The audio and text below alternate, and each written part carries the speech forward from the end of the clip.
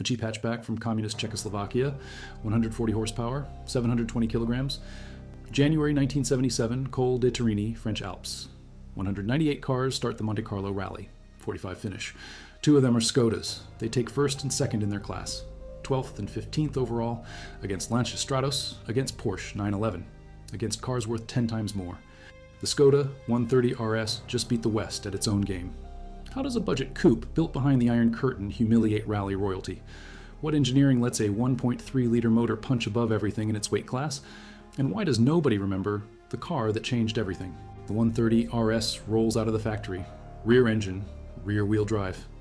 Based on the 110R coupe that barely anyone could buy because 90% went to export for hard currency. The communist economy needed dollars more than it needed domestic sports cars. But the engineers at Skoda had other plans. They took the 110R shell, stripped it down, rebuilt it for one purpose: winning rallies.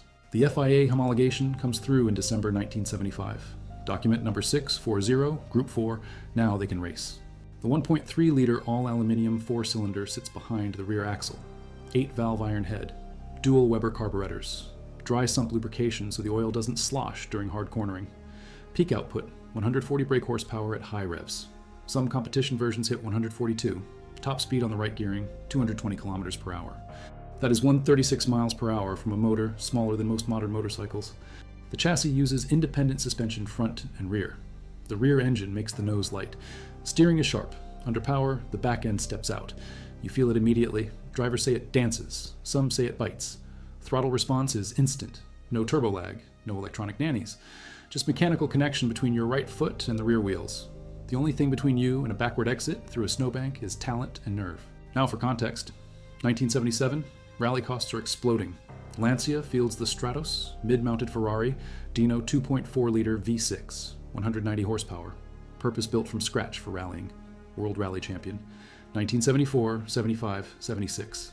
Designed by Marcello Gandini at Bertone, fiberglass body over a steel space frame, homologation price, astronomical. Production, 500 units that Lancia struggled to sell during the oil crisis. Current value, north of 470,000 pounds. Some examples crack $600,000 at auction. That is the benchmark.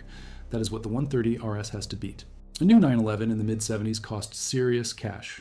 Adjusted for inflation, you're looking at the equivalent of $60,000 to $80,000 in today's money for a base model. The Carrera RS 2.7, over $100,000 in modern terms. Today, those lightweights sell for over $2 million. A Volkswagen Scirocco, admittedly more powerful, cost just under $4,000. The Skoda was less than half. Budget motoring, Eastern Bloc engineering, the joke of Western Europe. Except the joke was about to punch up. During the rally, one of 4 Skoda 120 LS Escort cars and one 130 RS run each stage just before it closes. The RS driver radios back tire recommendations to the service crew. Grip changes minute to minute. Ice forms, snow compacts. Tarmac appears in patches. The information loop is tight. The French Alps in winter. Conditions brutal. Temperatures swing from freezing to just above. Roads ice over, then melt, then freeze again. Visibility drops to meters in fog. The event has been running since 1911. By 1973, it became the opening round of the newly formed World Rally Championship. Prestige, legacy, danger. Car 49, Václav Blana and co-driver Lubislav Hlavka. Car 44, Milan Zapadlo and Jiří Motal. Car 54, Svatopluk Kvizar and Jiří Kotek. All Czech crews, all fighting in the up to 1,300 cubic centimeter class in Group 2. But they are also running overall against the full rally field. Lancia Stratos, Porsche 911, Fiat 131 Abarth, Ford Escort, Alpine Renault, everything. The rally unfolds, cars drop out, mechanical failures, crashes, ice. Of 198 starters, only 45 cars will be classified at the finish 6 days later. Survival is victory, but Skoda is not just surviving. Blana and Hlavka are pushing. Zapadlo and Motal are right behind them. Kvizar and Kotek suffer a technical problem and retire. 2 Skodas remain. Blana and Hlavka cross first in the up to 1,300 cc category, first in Group 2, 12th overall. Zapadlo and Modal take second in class, second in Group 2, 15th overall. A Skoda 1-2 in Monte Carlo against the best rally cars on Earth, and they finish in the top 15 overall, beating machines with twice the displacement, twice the budget, 10 times the prestige. Blana's pace is consistent. The car is reliable. The broom tires work. The dry sump oiling means the engine stays fed even on extreme angles. The lightweight helps in snow. The rear engine layout gives traction where front engine cars spin. The 4-speed gearbox, far from a handicap, keeps the engine in its power band. Simplicity is speed. The Alitalia liveried Stratos is untouchable. But the story is not just his win. The story is what happened behind him. The Skoda 130 RS, a car you could theoretically buy for the price of a used Volkswagen, just finished 12th overall. The maths is stark. A Lancia Stratos in collector condition today sells for nearly £500,000. A Skoda 130 RS, even a factory original, struggles to hit €85,000. That is a 6-to-1 ratio now. In 1977, the gap was closer to 10-to-1 in purchase price. Yet on the same stages, in the same conditions, the Skoda held its own. This script is researched and factual, using sources from the Skoda Motorsport official archives published in 2023, the Skoda Museum records verified in 2024, and FIA homologation documents from 1975 available through Skoda Storyboard. These are not generic Wikipedia summaries. These are primary source materials from the factory that built the car and the governing body that certified it. Now back to the information. A 1.3-liter Skoda beating Group 4 machinery with double the power. The car becomes a giant killer. Championship 6 times with the 130 RS. John Hogland, a Norwegian Skoda dealer who later becomes a rally instructor and mentors Petter Solberg, wins the Czech championship in 76, 79, and 80. A foreigner winning a domestic championship in a communist country with their own car. That is respect. The 130 RS takes the overall win 6 times between 1977 and 1983. Václav Blana wins in 77 and 80. Kvizar wins in 83. The car dominates both tarmac rallies and circuit races. Versatility. Against everything in touring car racing across Europe. That is the peak. A Czechoslovak budget coupe, designed under a planned economy with limited resources, beats the entire European touring car establishment. The engineers in Mlada Boleslav just wrote a chapter that should be in every motorsport history book. It is not. Why? Because Skoda, pre-Volkswagen takeover, carried a reputation for cheap, basic transport. Because the West did not want to admit that a communist factory could engineer a giant killer. The jokes about Skoda lasted decades. How do you double the value of a Skoda? Fill the tank. What is on the last page of a Skoda owner's manual? The bus schedule, endless, cruel, and flatly contradicted by the 130 RS's record. Here's what the 130 RS actually proved. Power-to-weight ratio beats displacement. Simplicity beats complexity under stress. Driver skill and team preparation beat budget. The car weighed 720 kilograms with 140 horsepower. That is 5.1 kilograms per horsepower. A Lancia Stratos weighed 980 kilograms with 190 horsepower. 5.16 kilograms per horsepower. Virtually identical. The Skoda costs a fraction.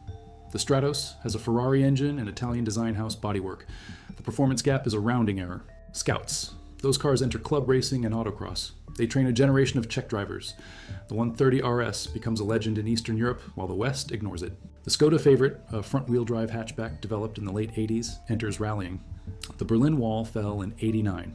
Czechoslovakia's Velvet Revolution happened in 89. By the early 90s, Volkswagen is circling Skoda.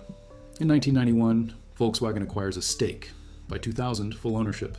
The German money and engineering support transforms Skoda from a budget curiosity into a respected global brand. But before Volkswagen, before the modern era, Skoda already knew how to win. 1996. The Skoda Felicia kit car enters the World Rally Championship F2 class. It manages third in the championship. 1997, the Octavia kit car replaces it. Struggles, fails to finish a single rally in its first year. Then, 1999, Skoda goes big. The Octavia WRC, top category, 2-liter turbocharged engine, 221 kilowatts, 300 horsepower, 600 newton meters of torque, the most powerful Skoda rally car ever, 24 units built.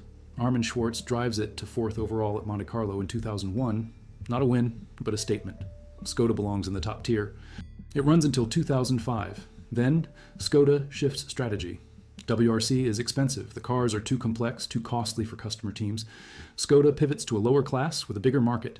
It wins 50 national and international titles. The Skoda customer model is born. Sell cars, support teams, let privateers win championships.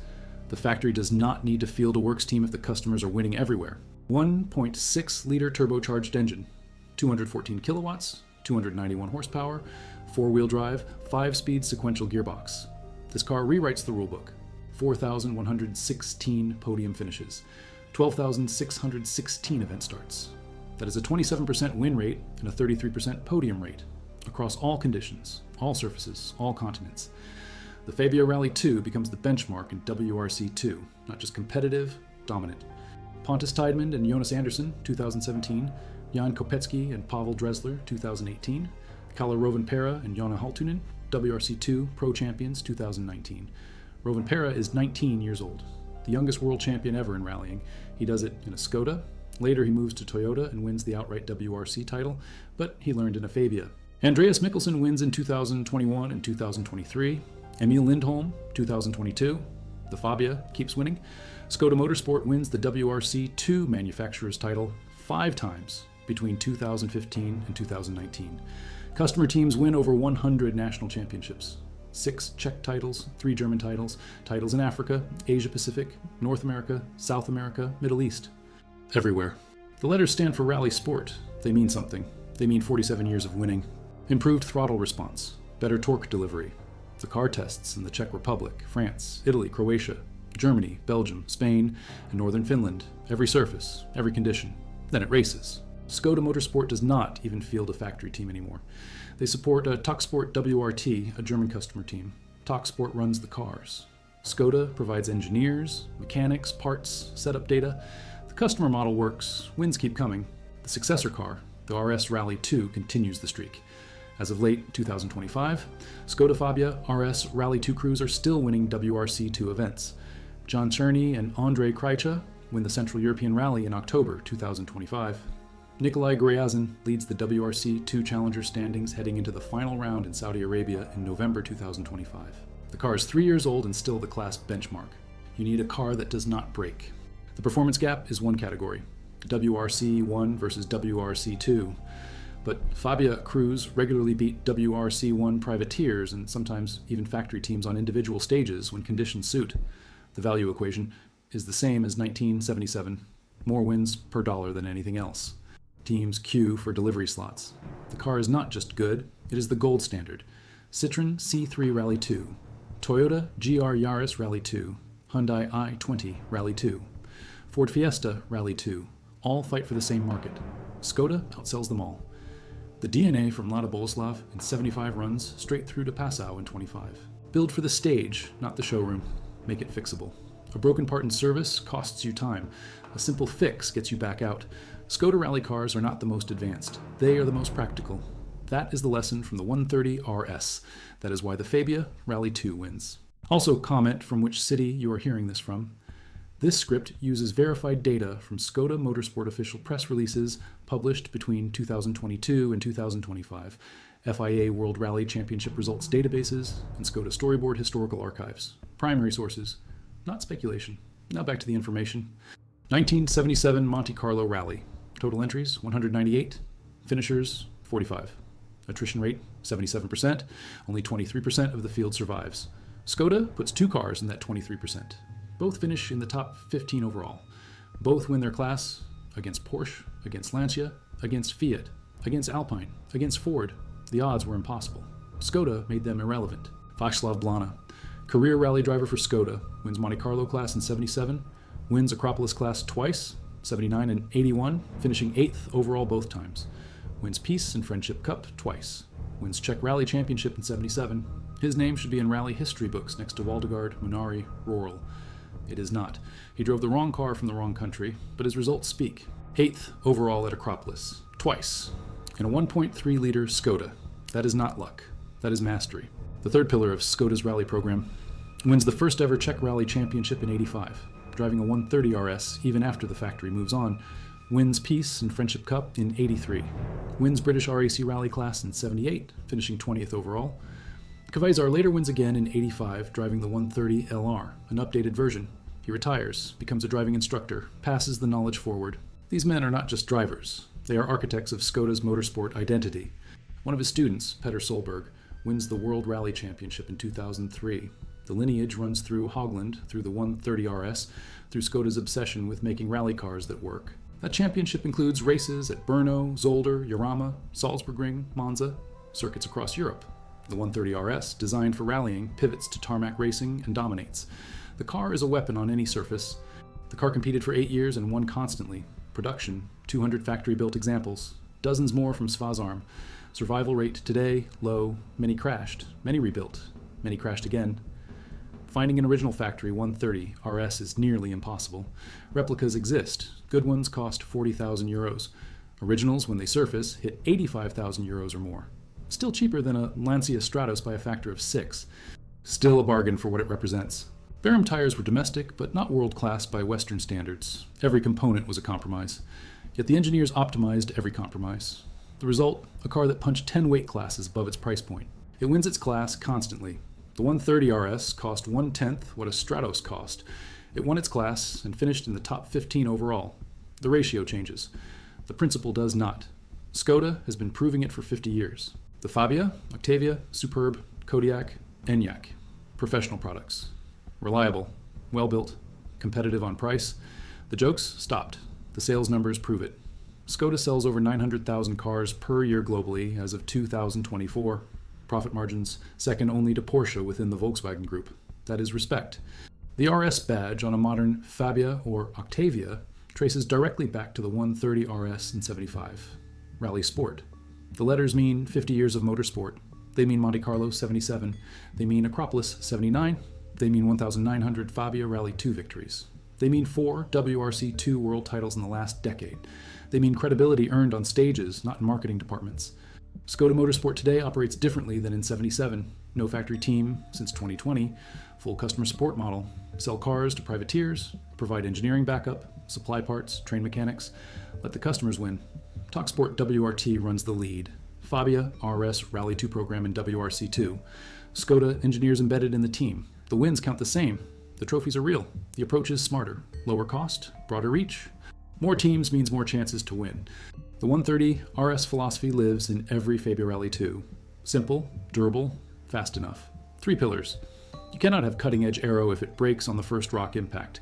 You cannot have the most power if the engine grenades on stage 3. You balance, you optimize for finishing fast, not for being fastest in braking. The 130 RS finished 12th at Monte Carlo because it made it to the end. 77% of the field did not. That is the edge. They source parts under restrictions. They test under surveillance. They travel to Western Europe to race knowing they represent more than a car company. They represent a system, and they win. The 130 RS was propaganda. Except it was true. The car actually worked. The wins actually happened. You cannot fake 12th overall at Monte Carlo. You cannot fake 8 consecutive years of class wins. The results are in the FIA archives. Permanent, undeniable, changed. The 130 RS became a historical curiosity. A relic?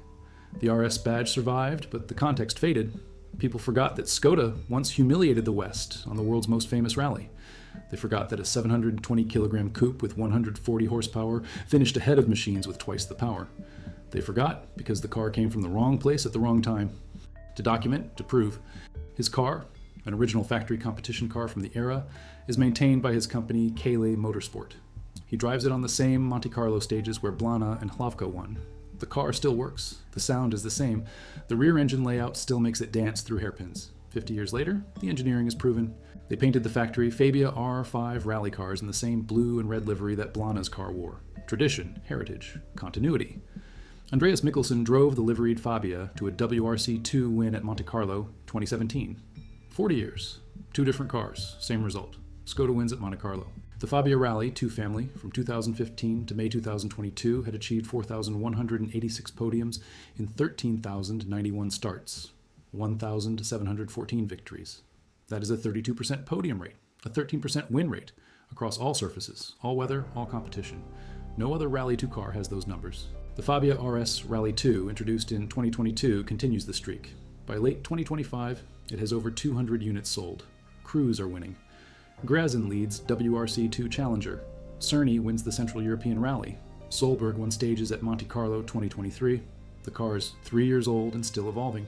Skoda Motorsport releases updates, suspension tweaks, differential settings, engine maps. The customers get the data, the wins keep stacking. Same outcome. 2 Skodas cross the line, 12th and 15th overall, 1st and 2nd in class, against Lancia Stratos, against Porsche 911, against the world. A cheap hatchback from communist Czechoslovakia just rewrote the rules, and nobody remembers. Until now. The same basic architecture powered the road, going 110 and 120 models. Boring, pedestrian. Except the rally engineers took that block and rebuilt everything inside. Forged internals, stronger conrods, uprated pistons. The crankcase stayed aluminium to save weight, but the cylinder head switched to gray iron for durability under sustained high RPM. The 8-valve layout was simple, 2 valves per cylinder. Overhead valve train, not overhead cam, less complex, easier to fix. Dual Weber 40 DCOE carburetors metered fuel, twin choke side drafts. Tuning them required skill. Get the jetting wrong and you lose power or burn pistons. Get it right and you have instant throttle response with no lag. Under hard cornering or cresting jumps, the oil sloshes away from the pickup. The pump sucks air, bearing surfaces starve. Engine dies or worse, seizes. Dry sump systems use a separate oil tank. A scavenge pump pulls oil from the crankcase. A pressure pump sends it back under controlled flow. The oil level stays constant regardless of G-forces. Rally cars need this. The 130 RS got it. That detail alone prevented dozens of retirements. Engines that should have blown kept running. No sensors reading data and adjusting maps. Pure mechanical engineering. It worked because it had to. Drivers money shifted during stages, missed gears under pressure, slammed ratios home. The gearbox survived. Rebuilds happened between events, not during them. That reliability mattered. A broken gearbox in the mountains meant retirement. The 4-speed was unbreakable. They tested on gravel roads in Bohemia, on mountain passes in the Alps during training runs, on tarmac circuits during the Peace and Friendship Cup. Each surface needed different settings. Gravel suspension was softer to absorb ruts and rocks. Tarmac suspension was stiffer for body control. Teams brought multiple spring sets to rallies. Service crews swapped components between stages based on upcoming road surface. Adaptability was built into the design. The brakes faded on long alpine descents. Drivers learned to engine brake, use lower gears, let the motor slow the car, preserve the friction surfaces. Technique compensated for hardware limitations. That is rally driving. That is what separated winners from crashers. But in tight hairpins, drivers muscled the wheel, arms aching, shoulders burning. A stage lasted 10, 15, 20 minutes. Constant corrections. Constant inputs. Physical exhaustion was part of the job. Modern rally cars have power steering, paddle shifters, electronic differentials. The 130 RS had none of that. You drove it with your entire body. Co-drivers read pace notes and held on. The car demanded everything. Tires became the secret weapon. Berum, the Czechoslovak tire manufacturer, developed compounds specifically for the 130 RS. The rally team tested dozens of formulations. Soft compounds for cold tarmac, hard compounds for abrasive gravel, intermediate compounds for mixed conditions. Berum could not match Michelin's technology or Pirelli's racing pedigree, but they listened to feedback. The Skoda engineers described what they needed. Berum delivered. At Monte Carlo, 77, tire choice decided stages. The escort car system worked. The RS driver ran the stage, radioed back which compound had the most grip, and the works cars fitted those tires. Real-time data from the same roads, minutes before competition. The advantage was marginal but real. Margins win rallies. Dashboard with essential gauges, tachometer, water temperature, oil pressure, fuel level, nothing else. No radio beyond the team intercom, no navigation screen. The co-driver had pace notes on paper, handwritten or typed, clipped to a board. They read aloud. Turn severity, distance to next turn, surface changes, crests, jumps. The driver listened and reacted. Trust between driver and co-driver was absolute. A wrong call meant a crash. Blana and Hlavko worked together for years. They knew each other's rhythms. That partnership won Monte Carlo as much as the car did.